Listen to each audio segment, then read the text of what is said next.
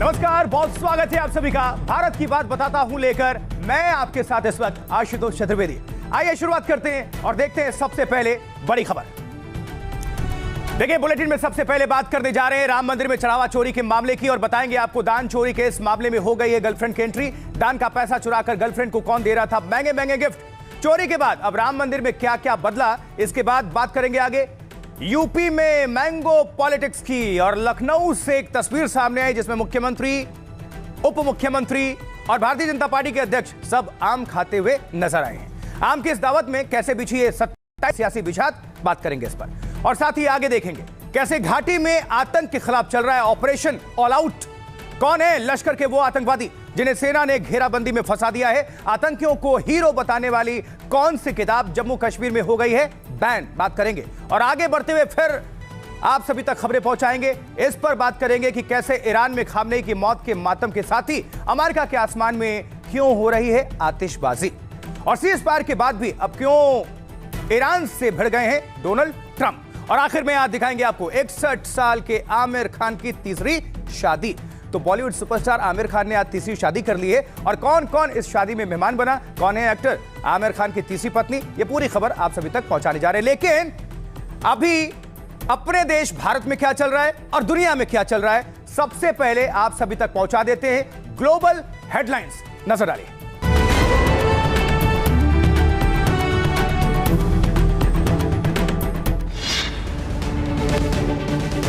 राम मंदिर चढ़ावा चोरी केस में 5 आरोपियों से पूछताछ। जेल के अंदर एसआईटी ने 5 घंटे तक किए सवाल जवाब। सूत्रों के मुताबिक प्रॉपर्टी को लेकर जांच एजेंसियों के हाथ लगे अहम सुराग। चढ़ावा चोरी केस को लेकर विपक्ष हमलावर। मुंबई में शिवसेना यूबीटी ने शुरू किया राम रक्षा आंदोलन। उद्धव ठाकरे की अगुवाई में खोला मोर्चा। दान चोरी की जवाबदेही तय करने की मांग। जबकि मुंबई में भारी बारिश के बीच अब भी जारी है रेड अलर्ट। अलग अलग जगहों पर 60 से ज्यादा पेड़ गिरे। गुजरात, मध्य प्रदेश में भी स्थिति गंभीर है। रेस्क्यू ऑपरेशन जारी है। मिशन 2027 में जुटी है यूपी बीजेपी। नितिन नवीन ने सहयोगी दलों के साथ बैठक की। ब्रजेश पाठक के घर पर सीएम योगी के साथ आम पार्टी, सभी नेताओं ने साथ में खाया आम। बिहार के बांकीपुर विधानसभा सीट से चुनाव लड़ेंगे पीके यानी प्रशांत किशोर। जन स्वराज पार्टी की कोर कमेटी की बैठक में फैसला। 30 जुलाई को उपचुनाव की वोटिंग, 3 अगस्त को आएंगे परिणाम।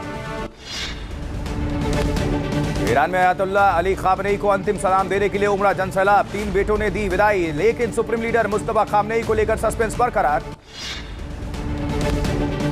अमेरिका में आजादी के 250 साल पर जबरदस्त जश्न रहे। डोनाल्ड ट्रंप के भाषण के बाद 40 मिनट तक हुई रिकॉर्ड आतिशबाजी। इसे अमेरिका की आजादी का सबसे बड़ा फायरवर्क शो बताया गया।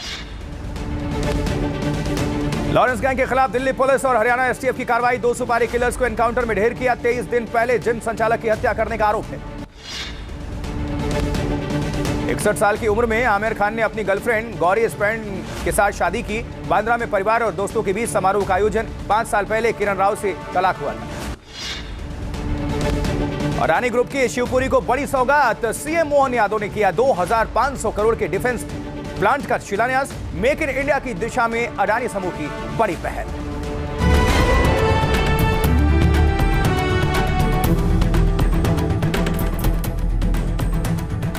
भारत की बात बताता हूं कि करते हैं शुरुआत और पहली खबर आपके सामने रखने जा रहे हैं। राम मंदिर में चढ़ावा चोरी पर रोज नए नए खुलासे हो रहे हैं। पहली बार एक हैरान कर देने वाला खुलासा हुआ। इस बीच चढ़ावा चोरी में एक गर्लफ्रेंड की हो चुकी है एंट्री। कौन है वो और उसका मंदिर में चोरी से क्या है कनेक्शन, वो सब कुछ डिटेल आपके सामने हम रखेंगे आगे। अयोध्या के राम मंदिर में रोज लाखों की भीड़ उमड़ती है। सर्दी हो, गर्मी हो, बरसात हो, हर मौसम में जो भक्त हैं उनकी लंबी कतार लगी रहती है। जय श्री राम के उद्घोष के बीच श्रद्धालु अब भी भारी संख्या में आ रहे हैं। लेकिन एक सवाल के साथ कि मंदिर में चढ़ावा भी चोरी होता है।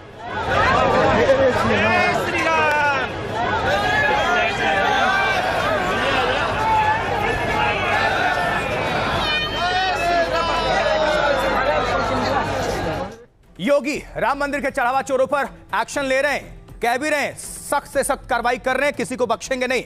योगी हर कार्रवाई पर खुद नजर बनाए हुए हैं और विपक्ष के हर आरोप, हर हमले का खुलकर जवाब दे रहे हैं। उनकी आस्था तब आहत नहीं होती है जब बाबरी ढांचे का समर्थन वे लोग करते हैं, तब भारत की आस्था की चिंता उनको नहीं होती है। जब लैंड जिहाद, लव जिहाद और थूक जिहाद का बड़ी बेशर्मी के साथ ये लोग समर्थन करते हैं, तब इनको भारत की आस्था और उत्तर प्रदेश की आस्था की चिंता नहीं होती है, लेकिन वोट बैंक की तब चिंता होती है। लेकिन जब भारत की आस्था को आहत करना हो तो प्रत्यक्ष और प्रत्यक्ष रूप से इनके द्वारा प्रहार करने के कोई मौके नहीं चूके जाते हैं। तो एक तरफ योगी आदित्यनाथ राम मंदिर में चढ़ावा चोरी से लेकर हेर फेर तक की कड़ी जांच करा रहे हैं और दूसरी ओर विपक्षी दल सरकार को घेरने में लगे हुए। मुंबई में उद्धव ने राम रक्षा आंदोलन शुरू किया है। उद्धव ठाकरे ने बारिश के बीच उद्धव ठाकरे खुद आंदोलन में उतरे और हनुमान चालीसा का पाठ करते हुए नजर आए। चंद्र की सियावर रामचंद्र की जय श्री राम, जय जय श्री राम। हरे जय राम जय राम जय जय राम हनुमान के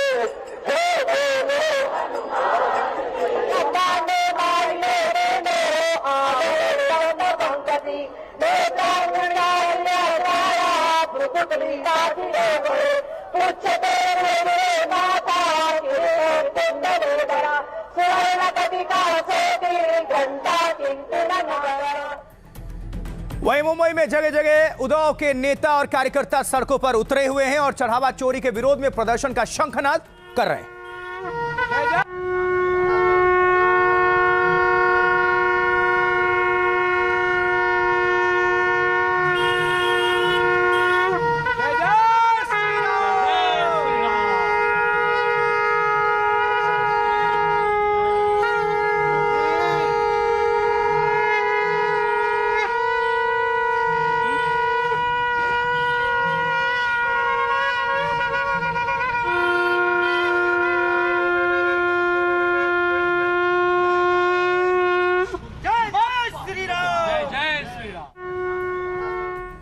उधर जम्मू में भी शिवसेना यूबीटी प्रदर्शन कर रहा है और शिव सैनिकों ने चढ़ावा चोरी के खिलाफ राम रक्षा आंदोलन शुरू किया है। ये रही तस्वीरें।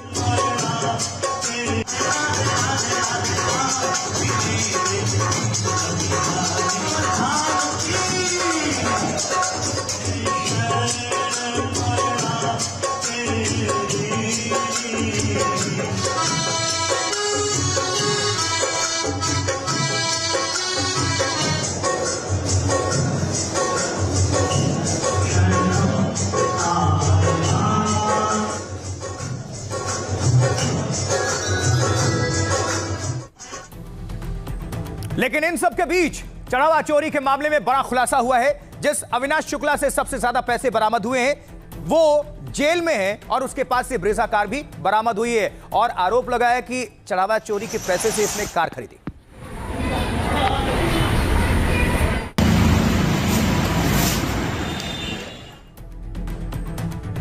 खबर है कि अविनाश शुक्ला ने अपनी गर्लफ्रेंड को लाखों रुपए और महंगे महंगे गिफ्ट दे दिए।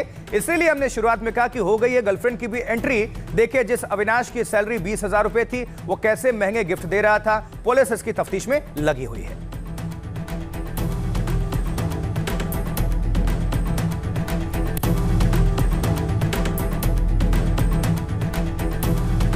और अब आपको दिखाते हैं चढ़ावा चोरी में कैसे गर्लफ्रेंड की एंट्री हो गई है और क्या नए राज सामने आए हैं। नजर डालिए। देखिए चढ़ावा चोरी में पहली बार एक महिला का नाम सामने आ रहा है। खबर है कि एक आरोपी चोरी के पैसे से गर्लफ्रेंड को गिफ्ट देता था। जिस आरोपी अविनाश शुक्ला के पास सबसे ज्यादा 20 लाख रुपए मिले हैं, जांच में सामने आया है कि उसने अपनी गर्लफ्रेंड को कई गिफ्ट दिए थे। अविनाश ने अपनी महिला दोस्त को करीब 2 लाख रुपए कैश दिए थे। उसने अपनी गर्लफ्रेंड को महंगा मोबाइल फोन गिफ्ट किया था। अविनाश को उसके भाई ने कई बार कैश लेकर योग सेंटर जाते देखा। राम मंदिर में नोट गिनने के काम में लगा अविनाश योग सेंटर में रहता था, लेकिन जब भाई ने भारी कैश की बात पूछी तो वो गोलमोल जवाब देता रहा। पुलिस को अविनाश के 15 लाख रुपए से ज्यादा के लेन देन संदिग्ध मिले हैं। तो क्या इन पैसों को उसने गर्लफ्रेंड पर खर्च किए या शादी की खास तैयारी में था?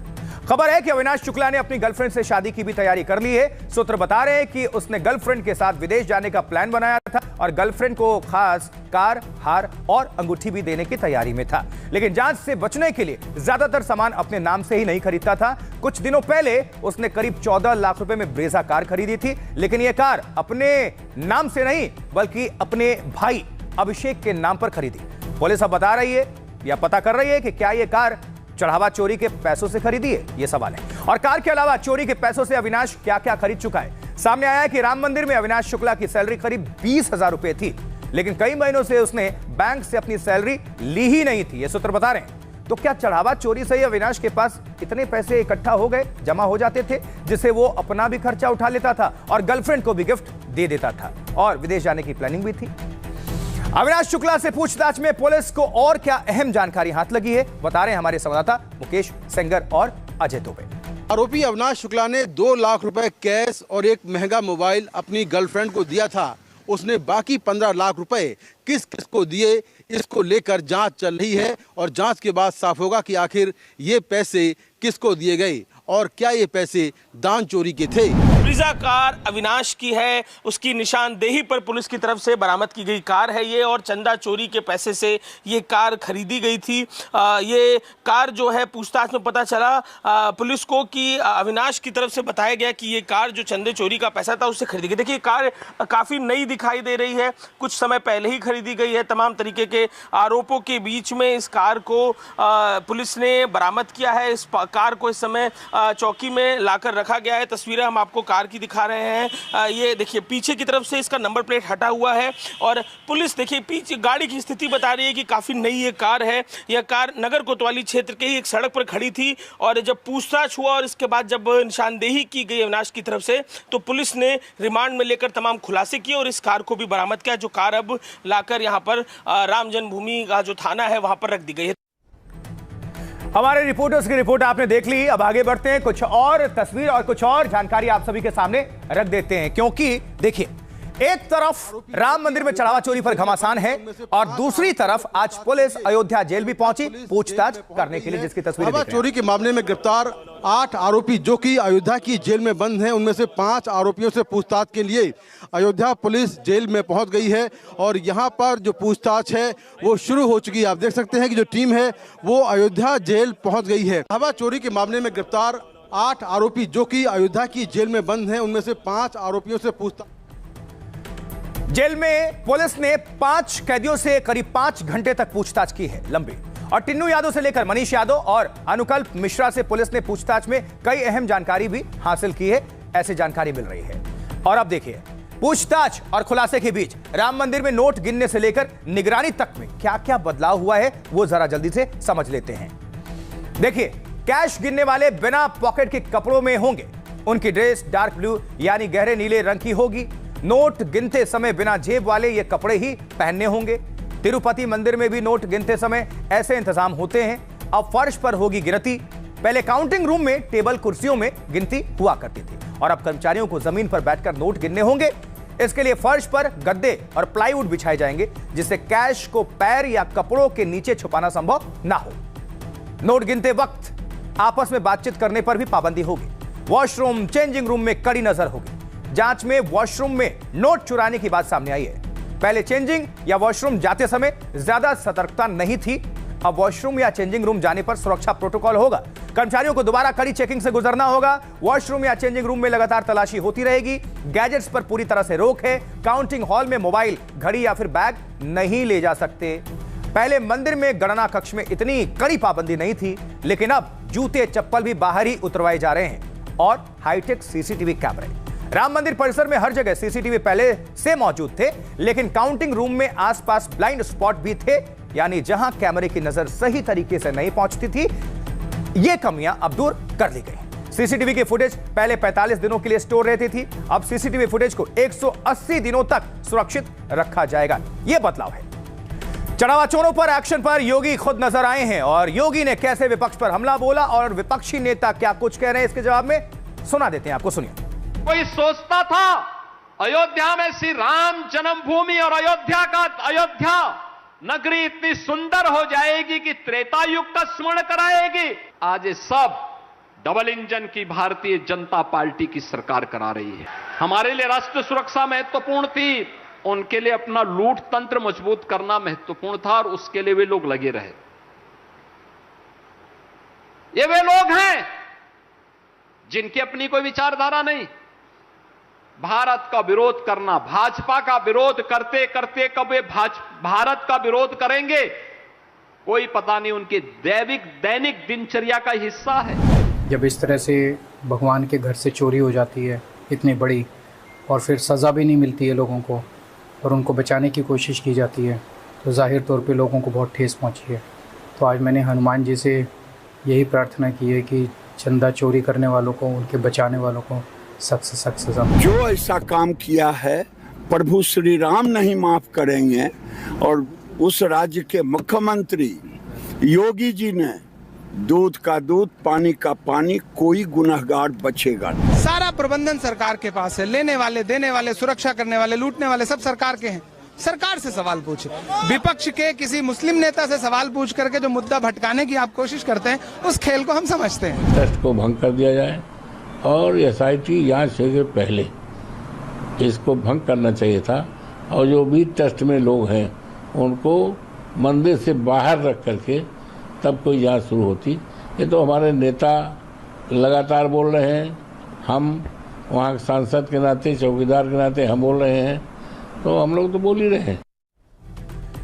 अवधेश प्रसाद उनको सुन रहे थे। विपक्ष की तरफ से क्या कहा गया, कांग्रेस और समाजवादी पार्टी की तरफ से आपको हमने सुना दिया। इस बीच चढ़ावा चोरी के मुद्दे पर कांग्रेस भी सियासत में लगी हुई है। जयपुर में पूर्व मंत्री समेत कई बड़े नेता सड़क पर उतरे और चढ़ावा चोरी के खिलाफ अपनी आवाज बुलंद की। नहीं चलेगी, नहीं चलेगी। जय सिया राम, जय सिया राम, जय सिया राम।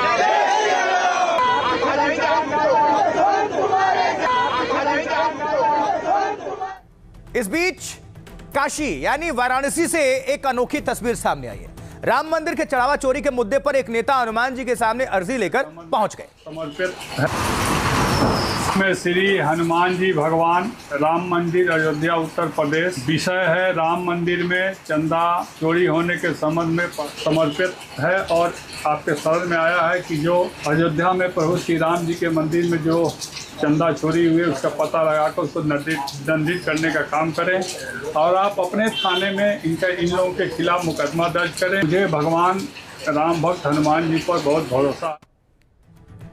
तो चढ़ावा चोरी को लेकर कैसे सियासी तापमान चढ़ा हुआ है, घमासान मचा हुआ है, और वो भी अब आपको दिखा देते कौन क्या कह रहा है। देखिए, सबसे पहले शिवपाल यादव, समाजवादी पार्टी के नेता, वो क्या कह रहे हैं? कह रहे हैं चंदा चोरी में सिर्फ छोटे लोगों पर कार्रवाई हो रही है और जानबूझकर बड़े लोगों को बचाया जा रहा है। अजय आलोक, प्रवक्ता भारतीय जनता पार्टी, वो कह रहे हैं टिन्नू यादव के अखिलेश से कई बार फोन पर बातचीत हुई थी। जैसे जैसे चढ़ावा चोरी के मामले की पता खुलेगा, देश को पता चलेगा कि चोरी के पीछे कौन लोग शामिल थे। आलोक कुमार, अध्यक्ष VHP, वो कह रहे हैं प्रियंका गांधी वाड्रा, अरविंद केजरीवाल और राम गोपाल यादव जैसे नेताओं ने चढ़ावा चोरी पर बड़े बड़े दावे किए हैं। अगर इनके बयान दर्ज हों और इसने सबूत मांगे जाए इनसे, तो जांच में काफी मदद मिल सकती है। तंज कर रहे थे सौरभ भारद्वाज, अध्यक्ष आम आदमी पार्टी दिल्ली, वो कह रहे हैं VHP परेशान है कि चोरी की बात पूरे देश में हो रही है। नियत साफ होती तो कहते कि चोरी की बात बताना चाहते हैं, क्योंकि उन्हीं की संस्था से जुड़े लोग इस ट्रस्ट में शामिल हैं।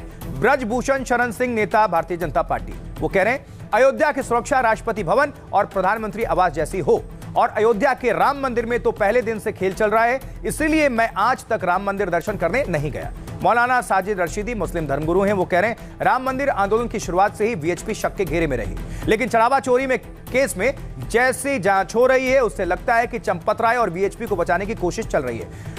पंडित धीरेन्द्र कृष्ण शास्त्री, कथावाचक, बाबा बागेश्वर, वो कह रहे हैं देश की सरकार पर हमें भरोसा है कि दोषियों पर कार्रवाई होगी। जांच में जो दोषी पाए जाएंगे उन्हें एक तो सरकार दंड देगी और जिन्होंने महापाप किया है उन्हें भगवान श्री राम भी दंड देंगे। और अब चढ़ावा चोरी पर कैसे सियासी तूफान मचा है, और वो भी आपको जरूर सुनना चाहिए। सुनिए जरा सीधा। और आज के राम का नाम आपने बदनाम कर दिया, हिंदुत्व का नाम पे खेला और हिंदुइज्म को आपने फिनिश किया। जो चंदा चोर थे उनके घर पर बुलडोजर भी बहुत ही जल्द चलने वाला है, लेकिन ऐसे ही नहीं चलेगा बिना इंक्वायरी के, क्योंकि आरोप बहुत बड़ा है। और ऐसे प्राचीन मंदिर पर आरोप लगा है जो 500 वर्षों का संघर्ष था। अयोध्या में राम मंदिर बनने का सपना हर हिंदू का था, हर राम भक्त था। और ऐसे ही बुलडोजर नहीं चलेगा, और चलेगा ये ओवैसी भी देखेगा, और आने वाले हर वो पुश्तें देखेगी। आने वाला इतिहास गवाह रहेगा कि भविष्य में कोई भी व्यक्ति अयोध्या राम मंदिर के चंदे पे हो या मंदिर पे हो, कोई फिर बुरी नजर भी नहीं डालेगा। सीता माई का जो मंगलसूत्र दान दिया था बहुत से लोगों ने, हाँ, सोने का रामचरितमानस भी लूट गया है, सब चोरी हो गई। पूरे महाराष्ट्र में आंदोलन होगा और महाराष्ट्र के बाहर भी हम जाएंगे। प्रियंका जी ने कहा है हजारों करोड़ का चढ़ावा आता, हमारी जानकारी में नहीं है। अब ये बड़े लोग हैं, पढ़े लिखे लोग पब्लिक डोमेन में बड़े पदों पे लंबे समय से हैं, तो ये जिम्मेवारी से बोलते होंगे। तो मैंने सोचा कि अगर पुलिस इनसे प्रार्थना करे कि आपने ये बयान दिया है, आपके पास जो कागज है, जो जानकारी है, डॉक्यूमेंट है, गवाह पता है, हमको बताइए, हम सारा उपयोग करके जांच पूरी करेंगे। उसमें छोटे छोटे लोग तो फंसाए जा रहे हैं, बड़े लोगों को बचाया जा रहा है, तो उनके खिलाफ भी कार्रवाई होनी चाहिए। जो भगवान राम के नाम पर जब चोरी करा सकते हैं तो ऐसा काम नहीं होना चाहिए। इन छोटे लोगों को पकड़कर ये बताने और जताने की कोशिश की जा रही है कि हाँ, राम मंदिर चोरी मामले में हमने कुछ लोगों को पकड़ लिया है और उन पर जांच चल रही है और दूध का दूध पानी का पानी हो जाएगा। हालांकि ऐसा नहीं है, पानी के अंदर, दूध के अंदर सारा पानी ही मिलाया गया है। निश्चित रूप से दंड नहीं, महादंड मिलेगा, लेकिन वर्तमान समय बहुत सावधानी का है। हम लोगों को पूर्ण भरोसा रखना है, निश्चित रूप से सबके ऊपर कार्रवाई होगी। जो जो दोषी है वो दंड पाएंगे, महाभगवान का महादंड पाएंगे। मैं तब बोला था जब किसी ने नहीं बोला था। आज भी अयोध्या के अंदर बैरियर लगे हुए हैं। अब जांच हो रही है, अपना काम लोग करेंगे, कर रहे हैं। अब जब जांच पूरी हो जाएगी तब मैं एक बार फिर बोलूंगा कि जांच सही हुई कि गलत हुई है।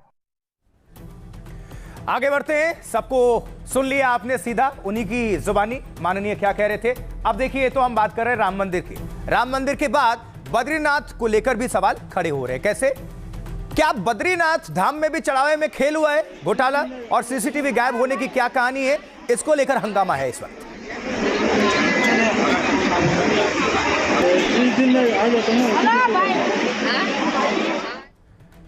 जी हां, सवाल खड़ा हो रहा है कि राम मंदिर के बाद अब बद्रीनाथ धाम में चढ़ावा चोरी का आरोप लगा है। आइए पूरी डिटेल्स आपके सामने हम रखने जा रहे हैं, नजर डालिए। देखिए, केदारनाथ मंदिर समिति ने मामले में जांच के आदेश जारी किए हैं। रिपोर्ट्स की माने तो बद्रीनाथ मंदिर में 32 सीसीटीवी कैमरे बदले गए थे। 1 जुलाई को सीसीटीवी की हेराफेरी का आरोप लगा, समिति के कर्मचारी पर लगा। हालांकि मंदिर समिति ने कैमरे बदलने की प्रक्रिया को सामान्य करार दिया। समिति के अनुसार 1 जुलाई को बद्रीनाथ धाम के कैमरे बदले गए थे, लेकिन ये सीसीटीवी कैमरे किसी भक्त ने दान में दिए थे। दावा है कि कैमरे की पुरानी रिकॉर्डिंग डीवीआर में पूरी तरह सुरक्षित है। जांच रिपोर्ट आने के बाद दोषियों के खिलाफ सख्त कार्रवाई की जाएगी और जांच में पारदर्शिता बनाने के लिए मंदिर समिति ने बड़ा फैसला लिया, जहां समिति अध्यक्ष के निजी सचिव को मंदिर के कामकाज से दूर रखा गया है। समिति अध्यक्ष के निजी सचिव पर ही हेराफेरी करने का आरोप भी लगा है और इससे पहले भी 4 कर्मचारियों को कारण बताओ नोटिस जारी किया गया था। अगले 2 से 3 दिनों में जांच रिपोर्ट सबके सामने आ सकती है। सियासतदान क्या कुछ कह रहे हैं, उनकी प्रतिक्रिया, उनका बयान आपके सामने है। राम मंदिर के नाम के ऊपर कैसी हाल देश देख रहा है, बद्रीनाथ का अंदरहाल देश देख रहा है, तो अब आप ये देखिए सब चीजें हो रही हैं, अब क्या कर सकते हैं इसमें। सुप्रीम कोर्ट के चीफ जस्टिस की निगरानी में हो और सीबीआई द्वारा हो, तब जाके पता लगेगा कि दोषी कौन है और कितना। और ईडी और सीबीआई वाले ढूंढ पता नहीं कहाँ गए, वो मिल नहीं रहे मुझे। भाई यहाँ तो 2, 4, 10 लाख 2 करोड़ पे जो है ईडी की बात जाती है, यहाँ तो हजारों करोड़ की बात हो रही है, पता नहीं ईडी वाले कहाँ गए। ऐसे ही उत्तराखंड में बद्रीनाथ टेम्पल कमेटी में जो चढ़ावा चोरी का मामला है, उसमें सीओ नोटिस दे रहा है। ये नोटिस इसलिए दे रहे हैं कि जिससे जनता के ये मामला, क्योंकि जनता के पब्लिक डोमेन में आ गया, तो पब्लिक डोमेन में आ गया है तो किस तरह से लीपापोती करें। यहां भी चंदा चोरी और चढ़ावा चोरी पकड़ी जा रही है, तो उसी तरह जैसे यूपी में हुआ उसी तरह उत्तराखंड में भी हो रहा है। नोटिस थमाएंगे, 2, 3, 4 कर्मचारियों को सस्पेंड करेंगे, 20, 30, 50 हजार रुपए, लाख रुपए उनके घरों से रिकवर करेंगे और कहेंगे हमने चोरी पकड़ ली। बड़ी एक दुखद बात है कि जहाँ जहाँ पे भारतीय जनता पार्टी की सरकारें हैं, वहाँ वहाँ पर सनातन धर्म की आस्था के साथ खिलवाड़ हो रहा है। इसीलिए तो हम कहते हैं कि ये हम राम के पुजारी हैं और ये राम के व्यापारी हैं। लेकिन देखिए, एक तरफ उत्तर प्रदेश से लेकर राजस्थान और मुंबई तक राम मंदिर पर घमासान वहां छिड़ा हुआ है, तो दूसरी ओर यूपी में 27 की सियासत भी तेज है, यानी 27 की बिसात। बीजेपी अध्यक्ष नितिन नवीन उत्तर प्रदेश के दौरे पर हैं। नितिन नवीन ने लखनऊ में योगी के साथ आम पार्टी का लुत्फ उठाया।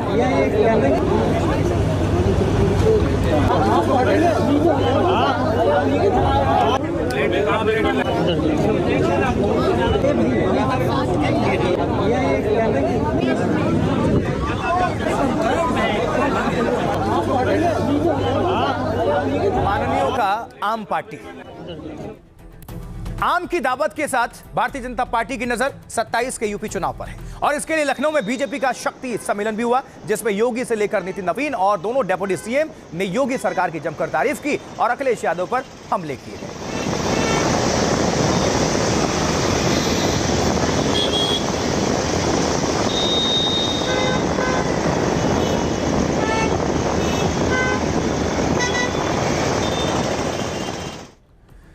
और वहीं दूसरी ओर अखिलेश यादव का एक वीडियो खूब वायरल हो रहा है, जिसमें एक कार्यकर्ता अखिलेश यादव के सामने पुशअप कर रहा है और कह रहा है कि मैं नेताजी के लिए 100 पुशअप भी लगा सकता हूं। यह वीडियो पुराना बताया जा रहा है, लेकिन अखिलेश समर्थकों के बीच वायरल है। देखिए जरा।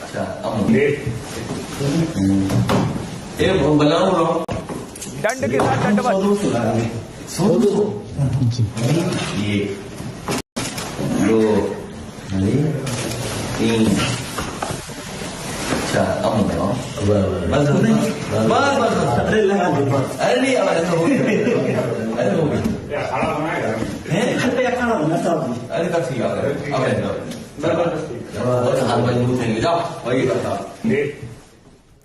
'चलिए नेताजी ने पुशअप लगा लिए, अब आगे बढ़ते हैं। देखिए जरा आम वाली जो दावत है और जो 27 की सियासत है उसको लेकर क्या खबर है। बीजेपी ने 2027 के चुनावी मिशन का शंखनाद कर दिया है। अब थोड़ा डिटेल्स आपके सामने रख देते हैं। देखिए, भारतीय जनता पार्टी अध्यक्ष नितिन नवीन ने लखनऊ में कई अहम बैठक की है। वहां संजय निषाद, ओपी राजभर जैसे गठबंधन सहयोगी से भी चर्चा हुई है और 2027 के चुनाव में जुट जाने और फिर एनडीए को लाने की अपील की गई। लेकिन सबसे ज्यादा चर्चा रही योगी और नितिन नवीन की आम पार्टी की।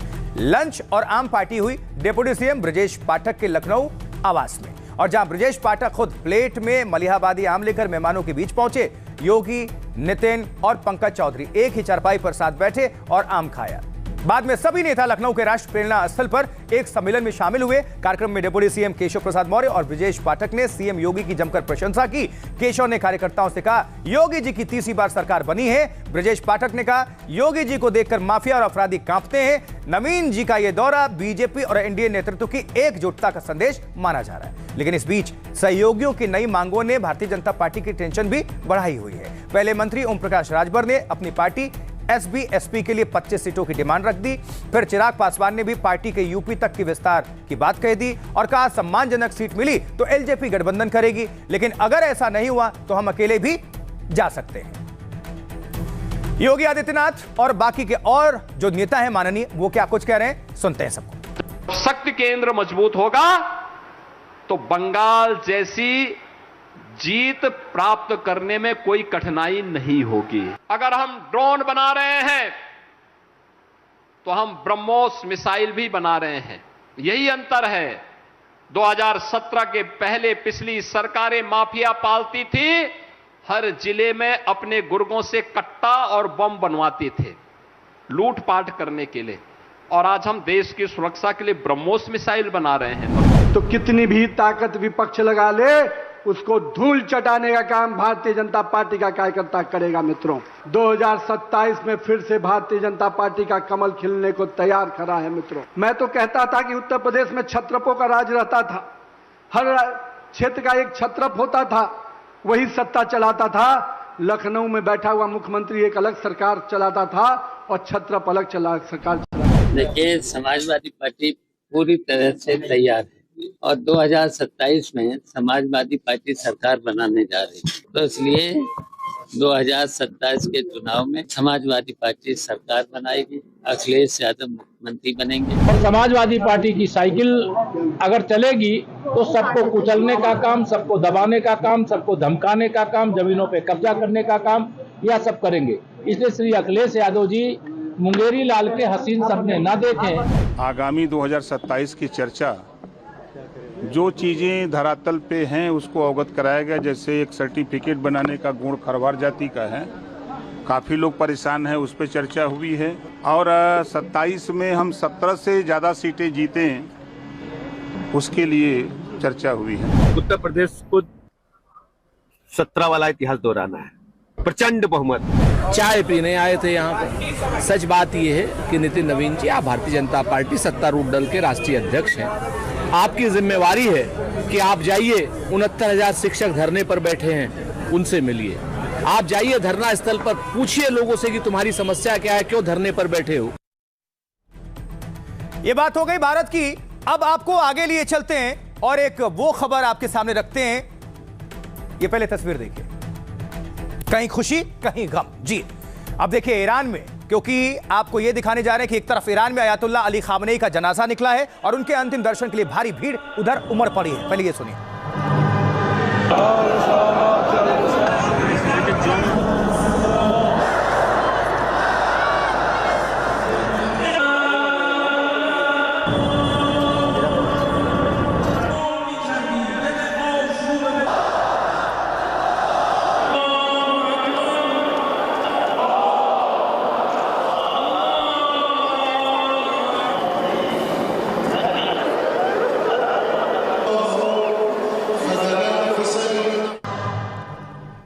तो ईरान की राजधानी तेहरान में कैसे लाखों लोग काले कपड़ों में एक जगह इकट्ठा होकर खामनेई को श्रद्धांजलि दे रहे हैं, वो इन तस्वीरों को देखकर आप समझ सकते हैं।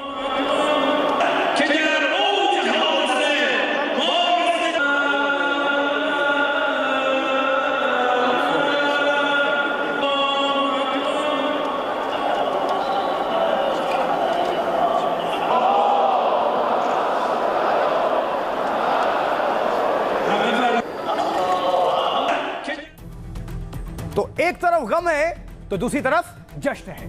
अमेरिका जश्न मना रहा है क्योंकि शनिवार को अमेरिका की आजादी की सालगिरह थी और इस मौके पर देश भर में भव्य समारोह आयोजित किया गया।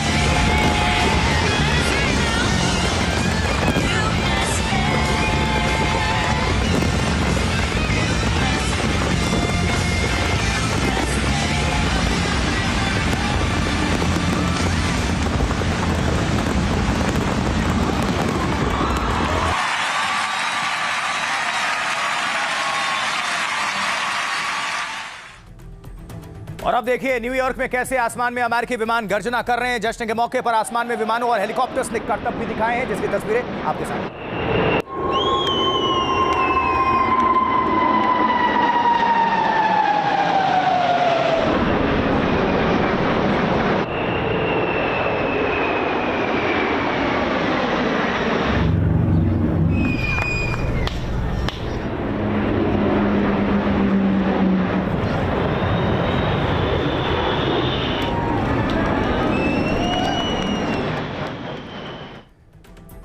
आजादी के जश्न का मुख्य कार्यक्रम वाशिंगटन डीसी के नेशनल मॉल में हुआ और जहां राष्ट्रपति डोनाल्ड ट्रंप ने राष्ट्र को संबोधित भी किया, वहीं पर जोरदार आतिशबाजी की गई।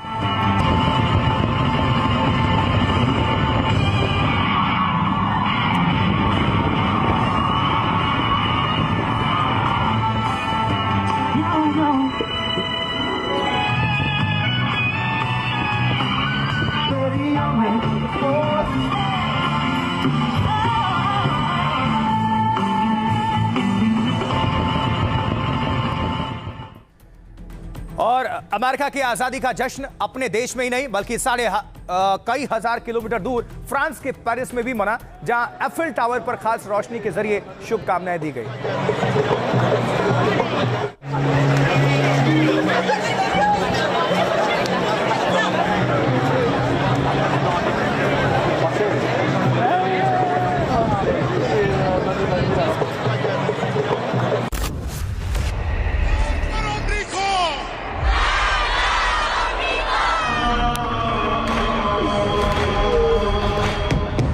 अमेरिका से लेकर ईरान तक इस वक्त कहीं खुशी है तो कहीं गम। ट्रंप का देश अपनी आजादी का उत्सव मना रहा है तो खामनेई का मुल्क उनकी मौत का मातम मना रहा है। दोनों ही देशों में जनता सड़कों पर है और नेता मंचों पर, वो भी ऐसे वक्त में जब ईरान अपने पूर्व सुप्रीम लीडर को मौत के 4 महीने बाद अंतिम विदाई दे रहा है और उधर अमेरिका अपनी आजादी का 250वां साल धूमधाम से मना रहा है।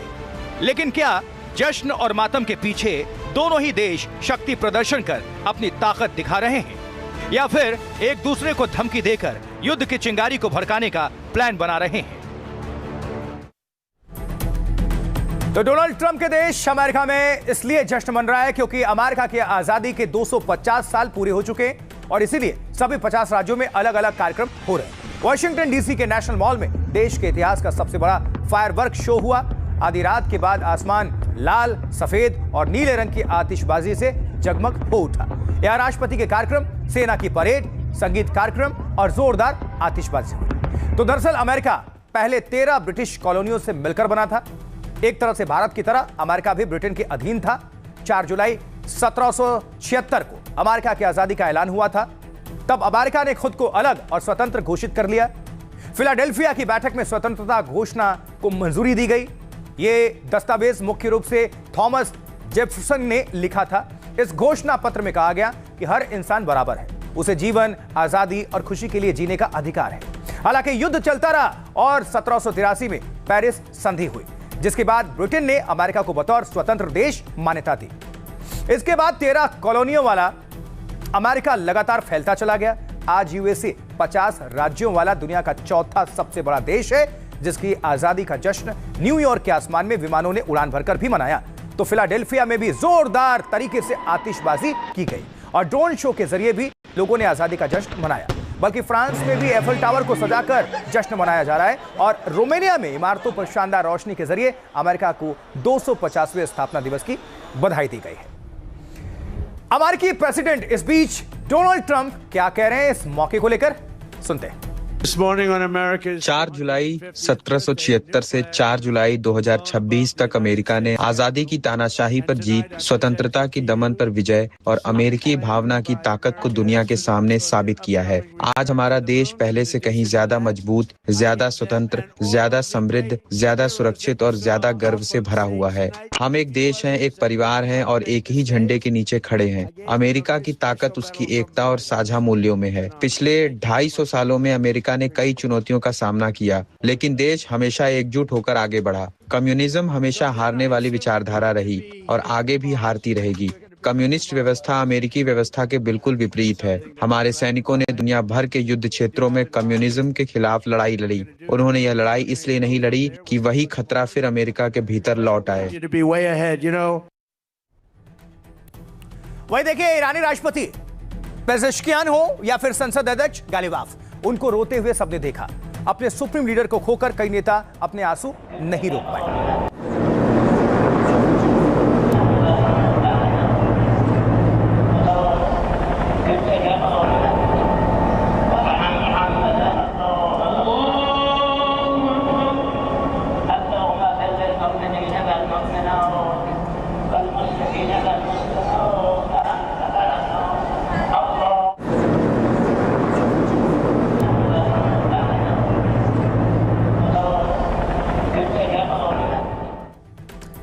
तस्वीरें आपको हम दिखा रहे हैं, वहां पर हर आंख नम है।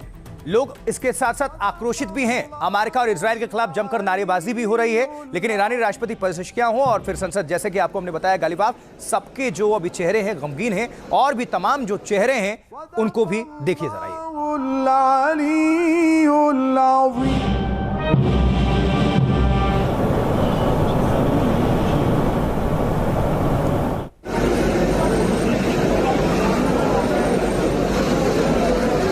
सदक़ल्लाहुल अलीयुल अज़ीम।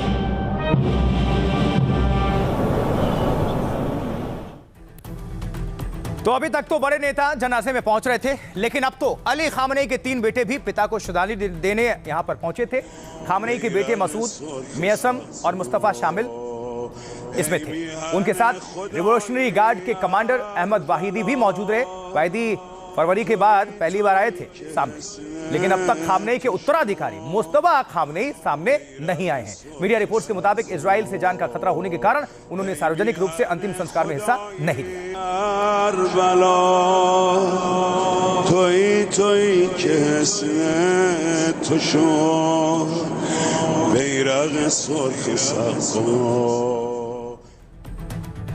तो खामनेई के जनाजे में सिर्फ लाखों आम लोग ही नहीं, बल्कि ईरान समेत 100 देशों के बड़े नेता भी जुटे हैं। लेकिन क्या ईरानी नेता ट्रंप के टारगेट पर हैं? आइए पता करते हैं, देखते हैं क्या कहा जा रहा है। क्योंकि ऐसा इसलिए कि ईरान का शीर्ष सियासी सैन्य नेतृत्व खामनेई के जनाजे में है और इसमें अमेरिकी राष्ट्रपति ने एक बयान दिया और सबको चौंका दिया। डोनाल्ड ट्रंप ने दावा किया कि वो सबको खत्म कर सकते हैं। एक इंटरव्यू में डोनाल्ड ट्रंप ने कहा कि खामनेई के अंतिम संस्कार में ईरान का पूरा शीर्ष नेतृत्व एक ही जगह पर मौजूद है। अमेरिका चाहे तो एक हमले में सबको खत्म कर सकता है, लेकिन ऐसा नहीं करेंगे क्योंकि चर्चा के लिए कोई नहीं बचेगा। लीडरशिप को खत्म करने वाले बयान पर ईरान ने पलटवार किया। आर्मेनिया स्थित ईरानी दूतावास ने सोशल मीडिया पर लिखा, लोगों को मारा जा सकता है लेकिन उनके विचारों को नहीं। तुमने खामनेई को मारकर उनकी सोच को और फैला दिया है। ईरान ने आगे कहा, ट्रंप, आप इन बातों को नहीं समझ सकते क्योंकि आपके पास ना सभ्यता है, ना इतिहास और ना ही सम्मान। उधर ईरानी सेना ने कहा, हम अपनी ताकत लगातार बढ़ा रहे हैं। ईरानी सेना के ब्रिगेडियर जनरल मोहम्मद अकरमिनिया ने उन्होंने कहा है कि सीज फायर में एक पल भी बर्बाद किए बगैर अपनी ताकत को हम बढ़ाने का काम कर रहे हैं। अगर दुश्मन ने गलती की तो करारा और निर्णायक जवाब देंगे। यह बयान तब सामने आया है जब ट्रंप इशारों में ईरान को धमका रहे थे। उधर रूस के पूर्व राष्ट्रपति मेदवेदेव ने अमेरिका को चेतावनी दी है। मेदवेदेव ने कहा है कि होर्मुज स्ट्रेट ईरान का परमाणु हथियार है। बाब अल मंदेब भी ईरान के लिए रणनीतिक हथियार है। टकराव चाहने वाले देशों को याद रखना होगा कि स्ट्रेट प्रभावित होगा। अब आपको सुनवाते हैं डोनाल्ड ट्रंप और ईरानी सेना के मुखिया और रूस के नेता क्या कह रहे हैं इस वक्त। दुनिया का सबसे मजबूत और ताकतवर देश बनने का हमारा सफर कोई इत्तेफाक नहीं था। हमने अपने पहले कार्यकाल में अपनी सेना को फिर से मजबूत किया, हमने उसका इस्तेमाल किया और हमें जबरदस्त कामयाबी मिली। वेनेजुएला और ईरान को देखिए, हमने उन्हें और उनकी सेना को पूरी तरह खत्म कर दिया। खामनेई की हत्या के इस अपराध को अंजाम देने वालों को ये जान लेना चाहिए कि हम उन्हें नहीं बख्शेंगे। हम अपने दुश्मनों को और भी दृढ़ निश्चय के साथ ये घोषणा करते हैं कि हम शहीद इमाम और बाकी शहीदों का बदला लेंगे। होर्मुज स्ट्रेट ईरान का परमाणु हथियार है। इस रास्ते पर नियंत्रण से ईरान पूरी दुनिया के तेल कारोबार पर दबाव बना सकता है। अगर ईरान इस समुद्री रास्ते पर आवाजाही रोकता है तो पूरी दुनिया के तेल कारोबार और सप्लाई पर असर पड़ सकता है। सुना दिया आपको हमने इंटरनेशनल नेताओं को। अब डोनाल्ड ट्रंप लगातार चूंकि धमका रहे ईरान को, तो अब क्या चल रहा है आइए जरा पता करते हैं। देखिए, डोनाल्ड ट्रंप की धमकियों के बावजूद ईरान सरेंडर को राजी नहीं है। वो डे वन से, पहले दिन से, और उसकी ताकत है ये जनता जो आप देख रहे हैं सड़कों पर अभी है अपने लीडर के लिए, अपने सुप्रीम लीडर के लिए। ये रात में भी लाखों की संख्या में वहां की जनता आंसू बहा रही है।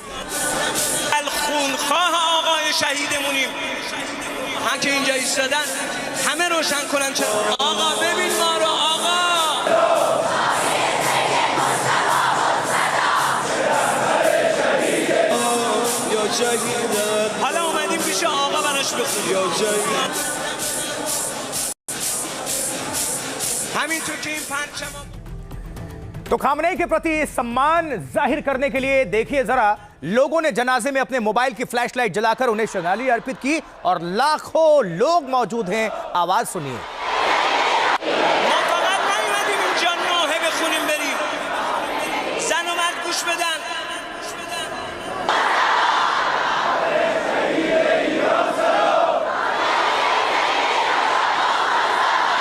लोगों की ये भारी भीड़ और शोर ये सब कुछ बता रहा है कि खामनेई का जनाजा नया वर्ल्ड रिकॉर्ड भी बना सकता है, क्योंकि इसमें करीब 2 करोड़ लोगों के आने की संभावना है।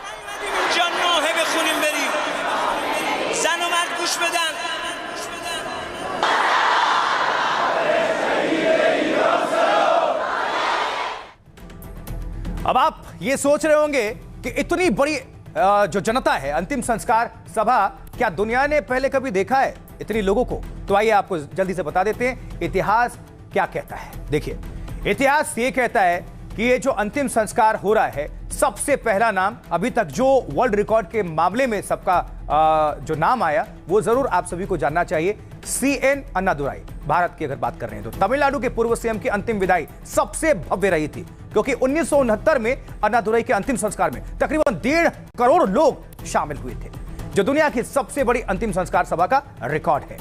इसीलिए इसका नाम Guinness book of world record में शामिल है, दर्ज है। और अब रूहुल्लाह खुमैनी ईरान के इस्लामिक गणराज्य के संस्थापक थे। 1989 में ईरान के सुप्रीम लीडर खुमैनी का निधन हुआ था, जिसके बाद उनके जनाजे में करीब 1 करोड़ से ज्यादा लोग शामिल होने का दावा। उस वक्त यह ईरान की कुल आबादी का 6ठा हिस्सा था। और अगला नंबर आता है गमाल अब्देल नासिर का। 1970 में इजिप्ट यानी मिस्र के राष्ट्रपति गमाल अब्देल नासिर का निधन हुआ। इसके बाद उनके अंतिम संस्कार में करीब 50 लाख लोग शामिल हुए थे। पोप जॉन पॉल द्वितीय, 2005 में ईसाइयों के पोप जॉन पॉल द्वितीय ने अंतिम सांस ली थी। तब इटली की राजधानी रोम में करीब 40 लाख लोग जुटे थे। अंतिम संस्कार इतना भव्य था कि उसमें कई दिग्गज भी आए थे, जिसमें 4 राजा, 5 रानियां और 70 से ज्यादा राष्ट्रपति, प्रधानमंत्री शामिल थे। आगे बढ़े तो यह फहरिस्त और कैसे बढ़ती है। उस्म कुलथुम इजिप्ट की महान गायिका और अभिनेत्री थी, जिनका 1975 में इजिप्ट की राजधानी काहिरा में ही निधन हो गया। तब सड़कों पर करीब 40 लाख लोगों की भीड़ उमड़ पड़ी थी। लोग उनके कंधों पर रखकर करीब 3 घंटे तक शहर में घुमाते रहे जनाजे को। खामनेई का जनाजा हो सकता है अब तक के सारे रिकॉर्ड को तोड़ दे। तो आइए आपको एनडीटीवी से संवाददाता नजीर मसूदी के तेहरान से ग्राउंड रिपोर्ट दिखाते हैं। तेहरान की सड़कों पर जैसा इंसानों का एक सैलाब उमड़ आया है, Ayatollah Saeed Ali Husaini Khamenei को खराज अकीदत पेश करने के लिए हर सड़क पे हज़ारों लोग चल रहे हैं, कुछ रो रहे हैं। हर एक यहाँ लोग झंडा उठाए हैं। मजहबी झंडों के साथ साथ पहली बार हम देख रहे हैं कि ईरानी नेशनल फ्लैग भी लोगों के साथ है। ये पहली बार है कि जब इस तरह की मजहबी जो रसूम अदा किए जाते हैं, ईरान के नेशनल फ्लैग भी वहाँ लोगों को साथ है। ये बात हो गई ईरान की, अमेरिका की, इजराइल की, जनाजे की, लोगों की, भीड़ की और रिकॉर्ड्स की। आइए वापस लिए आते हैं आपको भारत और अब बात करने जा रहे हैं घाटी में ऑपरेशन ऑल आउट की। शोपियां में लश्कर के आतंकवादियों के साथ सेना का एनकाउंटर लगातार जारी है। सेना, सीआरपीएफ और जम्मू कश्मीर पुलिस ने आतंकवादियों को चारों तरफ से घेर रखा है।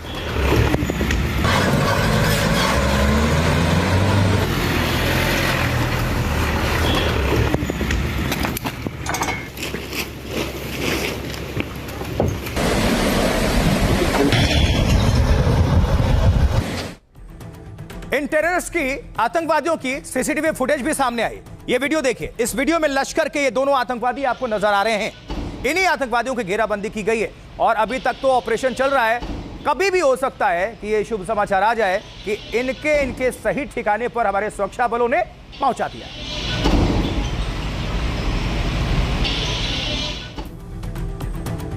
ये लश्कर के वो आतंकवादी हैं जिनकी घेराबंदी की गई है। ये लतीफ और जाकिर गनई, इन दोनों को देखिए जरा। लतीफ और जाकिर गनई।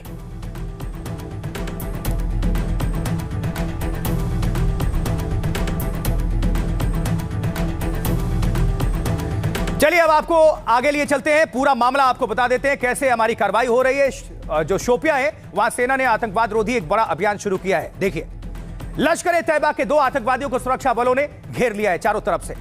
खुफिया इनपुट्स के आधार पर यह अभियान शुक्रवार को ही शुरू किया गया था, जब लश्कर के ये दोनों टेररिस्ट, दोनों आतंकवादी एक बाग के सीसीटीवी में नजर आए थे। सूचना मिली और सूचना मिलते ही सेना ने सीआरपीएफ और पुलिस के साथ ऑपरेशन शुरू कर दिया, ज्वाइंट ऑपरेशन। घने बाग को घेरने के साथ ही आसपास के 7 गांव खाली करा लिए गए, क्योंकि फायरिंग होनी थी, किसी को भी अपने लोगों को नुकसान ना पहुंचे, सही टारगेट सही जगह पर हिट हो, यानी कि इन आतंकवादियों को ढेर कर दिया जाए। तो सेना ने आगे बढ़ने की कोशिश की, आतंकवादियों ने गोलीबारी शुरू कर दी, जिसके जवाब में सुरक्षा बलों ने फायरिंग की और मुठभेड़ शुरू हो गई। तड़तड़ाहट गोलियों की आवाज और पूरी घाटी गूंज उठी। फिलहाल सुरक्षा बलों ने बाग से निकलने के सभी रास्तों को ब्लॉक कर दिया है, घेर लिया है और आसपास के सभी संदिग्ध इलाकों में तलाशी अभियान जोरों से चलाया जा रहा है। और सुरक्षा रिकॉर्ड्स के मुताबिक फंसे इन दोनों आतंकी कुलगाम के रहने वाले हैं। इनमें एक आतंकवादी लतीफ है, जिसकी तस्वीर आपके सामने हमने रखी थी और जो पिछले साल लश्कर में शामिल हुआ था, जबकि दूसरा जाकिर गनई है, एक टकला है इसमें, जो साल 2024 में लश्कर-ए-तैयबा से जुड़ा हुआ था। वो लश्कर-ए-तैयबा से जुड़ा A++ कैटेगरी का मोस्ट वांटेड टेररिस्ट है, मोस्ट वांटेड आतंकी। पहलगाम हमले की जांच के दौरान उसका नाम स्थानीय आतंकवादियों से सामने आया। एजेंसियों के मुताबिक वो सेना पर हमलों और टारगेट किलिंग में शामिल रहा है। फिलहाल दोनों आतंकवादियों को सुरक्षा बलों ने घेर रखा है और गोलीबारी लगातार जारी है। और जैसा कि हमने आपको कहा कि कभी भी सूचना आ सकती है कि इनका काम तमाम।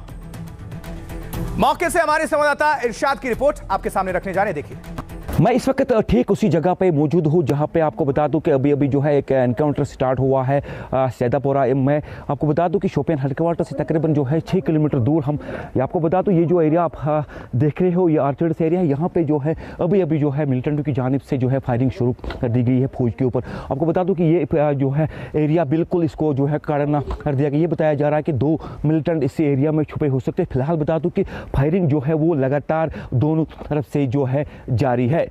एनडीटीवी के लिए मैं शोपियां से इरशाद। आपने रिपोर्ट देखी। अब एक तरफ आतंकवादियों से एनकाउंटर चल रहा है और दूसरी तरफ एक किताब को लेकर भी जम्मू कश्मीर में संग्राम छिड़ा हुआ है, जो कि जरूरी था, क्योंकि देखिए स्क्रीन पर इस किताब की तस्वीर पहले आप देख लीजिए। पूरी डिटेल्स आपके सामने रखने जा रहे हैं, क्योंकि शहीद मकबूल भट्ट, आतंकवादी को शहीद बताया जा रहा है जम्मू कश्मीर की किताब में। इसके पीछे कौन कौन लोग शामिल हैं, किसका किसका आदेश है, कैसे ये कुछ हुआ होगा, मंसूबा क्या है, आप समझ सकते हैं। अब इस विवाद को लेकर जम्मू में छापेमारी की गई है। छापेमारी की तस्वीरें भी आप अपनी स्क्रीन पर देख सकते हैं।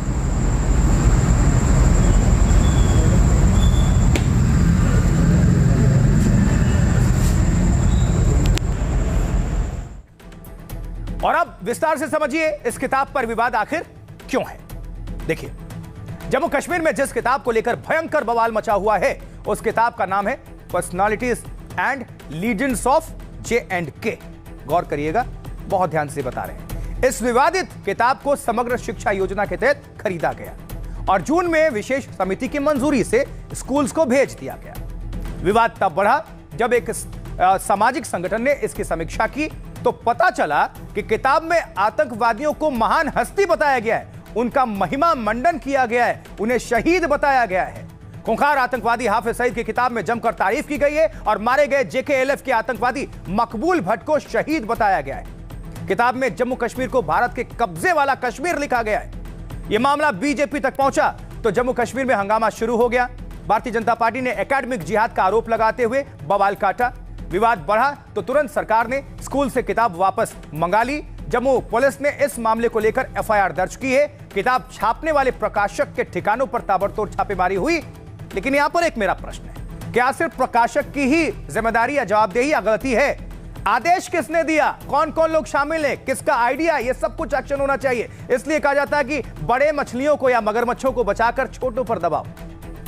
लेखक और प्रकाशकों की सभी किताबों को प्रतिबंधित कर दिया गया है। साथ ही सरकार ने इस मामले में उच्च स्तरीय जांच के आदेश जारी कर दिए हैं। अब LG मनोज सिन्हा ने शिक्षा विभाग के 8 अधिकारियों को सस्पेंड किया है। फिलहाल इस पूरे मामले में एक्शन चल रहा है और पुलिस जांच कर रही है। लेकिन फिर से वही सवाल, जो मेन गुनहगार हैं उन पर भी होगा, अकेल कसेगी।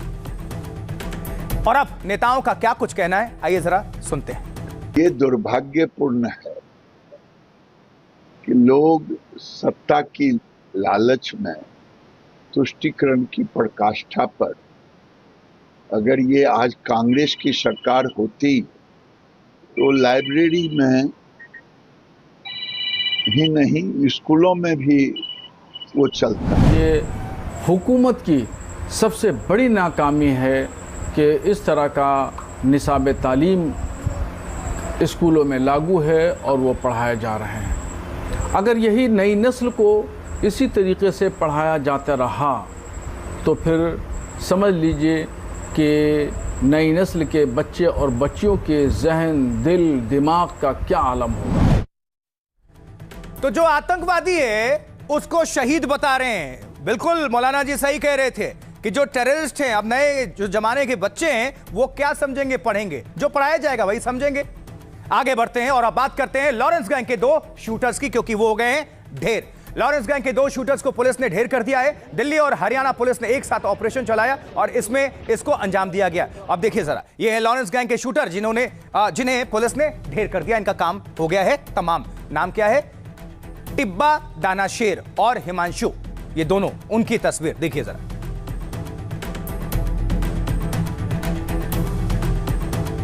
बहादुरगढ़ में पुलिस के साथ इन अपराधियों की मुठभेड़ हुई। एनकाउंटर साइट की तस्वीरें अब आपके स्क्रीन पर हम रखने जा रहे हैं, ये देखिए।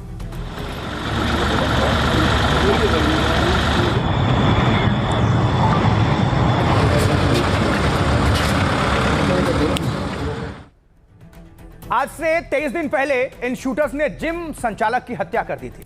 ये तस्वीरें उस वक्त की आप देख रहे हैं। गोलियों की तड़तड़ाहट छलनी कर दी गई थी, देखिए।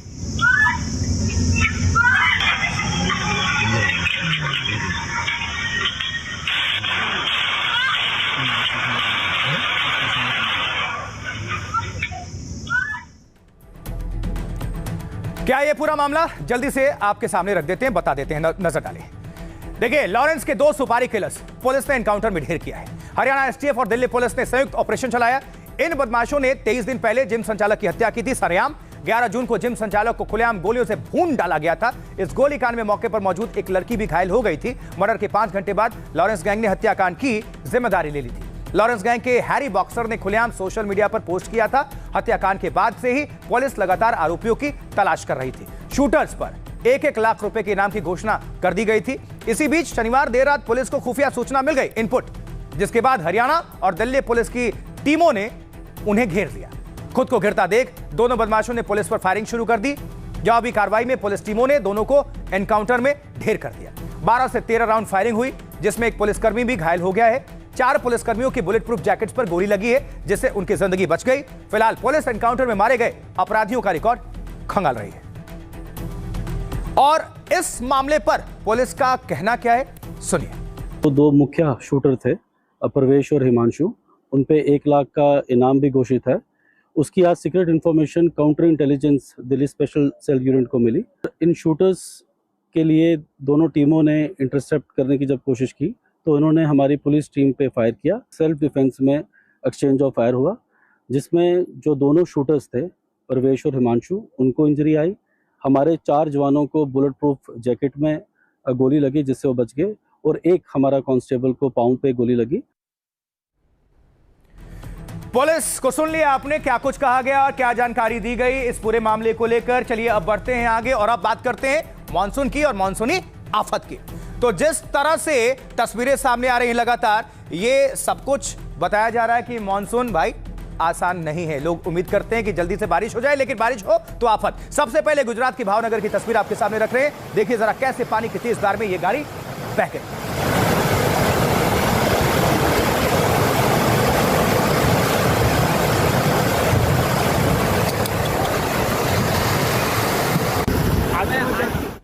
गुजरात के बाद मध्य प्रदेश का हरदा, और वहां कुछ लोगों ने उफनती नदी को पार करने की कोशिश कर दी तो बीच मझधार में ही फंस गए। यही होना था। पकड़ो रे, पकड़ो भाई, पकड़ो, जाओ।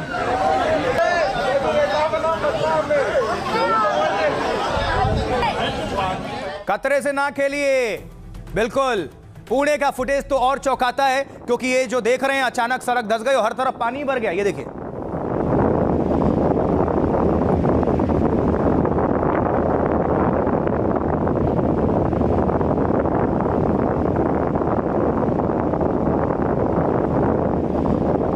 एक सामान्य सी सड़क नजर आ रही है, लेकिन वहां से देखिए सड़क बीच से फटती है और ये पानी, ये देखिए। और वहीं देखिए मुंबई से सटे वसई में तो सड़क पर इतना पानी भर गया कि एक साथ कई गाड़ियां ही डूबती हुई नजर आई।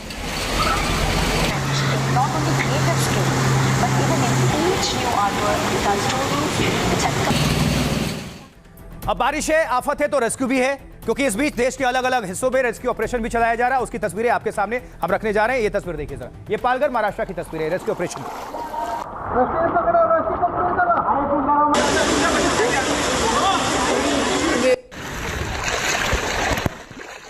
छत्तीसगढ़ में भी बाढ़ जैसे हालात इस वक्त बने हुए हैं। महासमुंद है एक जगह, वहां रस्सी के सहारे रेस्क्यू करके 14 मजदूरों को बचाया गया। ये देखिए, जाना बेटा का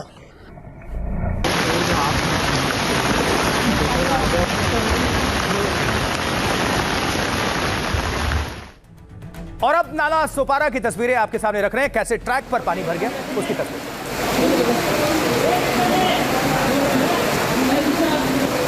हाँ, ये रेलवे ट्रैक है, आप देख पा रहे हैं नाला सोपारा, और वहीं पूरा जो ट्रैक है आपको जलमग्न नजर आ रहा है, उसी में रेलगाड़ियां धीरे धीरे करके चल रही हैं।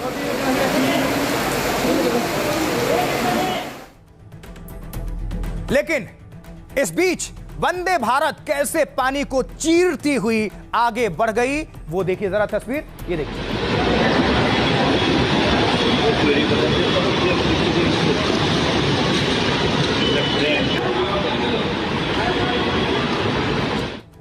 हालांकि मुंबई और उसके आसपास के इलाके अब भी वहां पर अलर्ट है। मुंब्रा में तो स्कूल की दीवार ही ढह गई।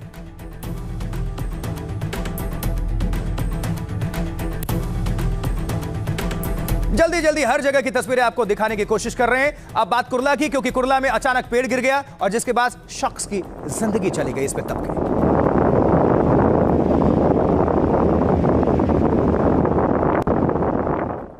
मुंबई में कई जगह पेड़ गिरने की खबरें आई हैं, जिन्हें हटाने का इस वक्त काम चल रहा है। काफी नुकसान पहुंचा है।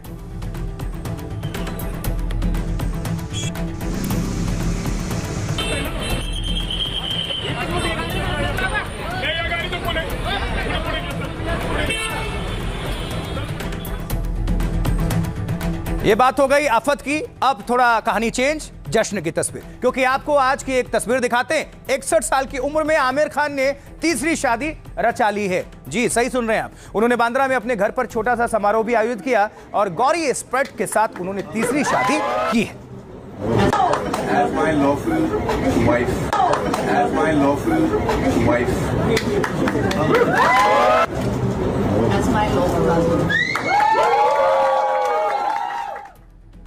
शादी समारोह में आमिर और गौरी डांस करते हुए नजर आए, जिसकी तस्वीरें अभी सामने आई हैं। देखिए जरा तस्वीर।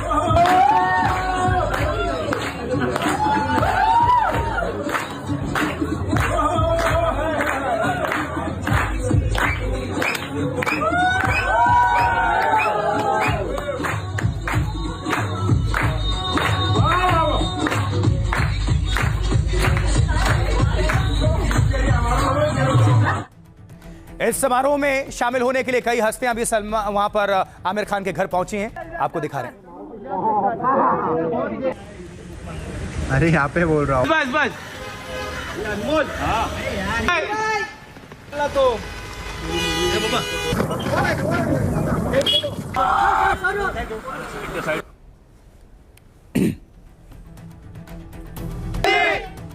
तो बारिश के बीच घर के बाहर भी आए आमिर खान और सभी को मिठाइयां बांटते।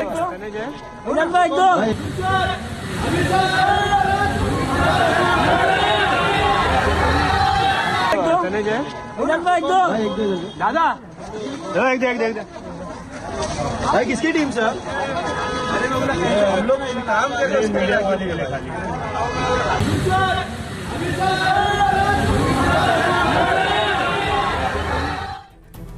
चलिए इस शादी के बारे में थोड़ा और कुछ आपको बता देते हैं। देखिए जरा, 61 साल की उम्र में आमिर खान ने यह तीसरी शादी रचाई है। उन्होंने अपनी गर्लफ्रेंड गौरी एस्प्रेट के साथ रजिस्टर्ड मैरिज की। आमिर ने शादी समारोह बेहद ही प्राइवेट और सिंपल तरीके से रखा। इसमें उनके परिवार के अलावा चुनिंदा जो करीबी दोस्त हैं वो शरीक हुए। माना जा रहा है कि आमिर के घर 100 से 150 लोग पहुंचे थे, लेकिन गौरी एस्प्रेट आमिर खान की तरह कभी लाइमलाइट में नहीं रही। उन्होंने फैशन, स्टाइलिंग और फोटोग्राफी में डिग्री हासिल की है। आमिर खान और गौरी पिछले 25 सालों से एक दूसरे के दोस्त हैं। पर्सनल लाइफ की बात कर लें तो गौरी का पहले पति से तलाक हो चुका है और पहली शादी से गौरी का एक बेटा है जो उन्हीं के साथ रहता है। वहीं दूसरी तरफ आमिर की भी पहली दोनों शादी टूट चुकी है। आमिर ने पहली शादी मात्र 21 साल की उम्र में रीना दत्ता से की थी। रीना तब आमिर की पड़ोसी थी। दोनों ने 1986 में शादी की और इस शादी से आमिर को 2 बच्चे हुए, लेकिन 16 साल बाद दोनों अलग हो गए। और इसके बाद आमिर की मुलाकात किरण राव से हुई। लगान फिल्म के दौरान होती है। दोनों ने मंगल पांडे फिल्म में भी साथ काम किया और बातचीत बढ़ने लगी तो 2005 में आमिर ने गौरी संग शादी रचा ली और ये रिश्ता 2021 तक चला। अब वो तलाक के 5 साल बाद गौरी संग वापस नए बंधन में इधर बंध गए।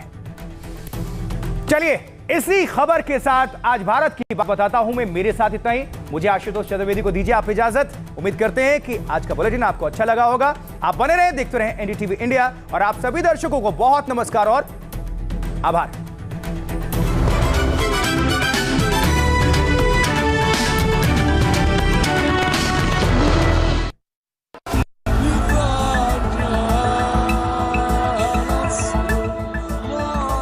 एक ऐसा जनाजा और आखिरी रसूमात हैं जिसकी तारीख में कोई मिसाल नहीं मिलती है। 4 महीने पहले जब ईरान के supreme leader Ayatollah Saeed Ali Khamenei को इसराइल अमेरिका की बमबारी में मारा गया, एनडीटीवी यहाँ तेहरान में है ताकि इस आखिरी रसूमात की पल पल की खबर आप तक पहुँचाएं।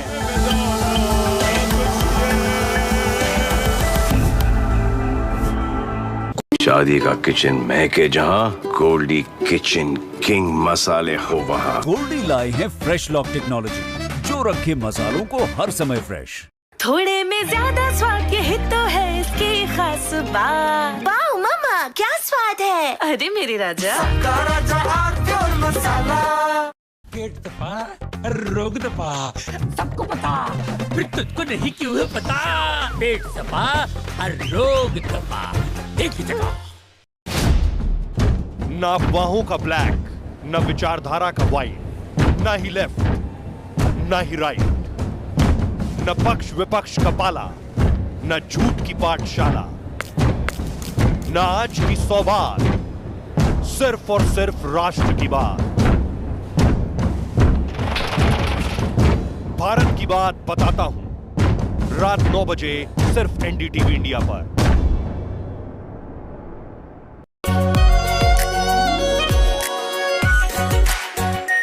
आर प्योर शाही paneer masala, delicious, healthy everyday. Yogi को चैलेंज बुलडोजर की कार्रवाई की ये वीडियो अगर सही होता तो इसे सिर्फ सवाल नहीं, जवाबदेही तय होगी। माइक ऑन है। पक्ष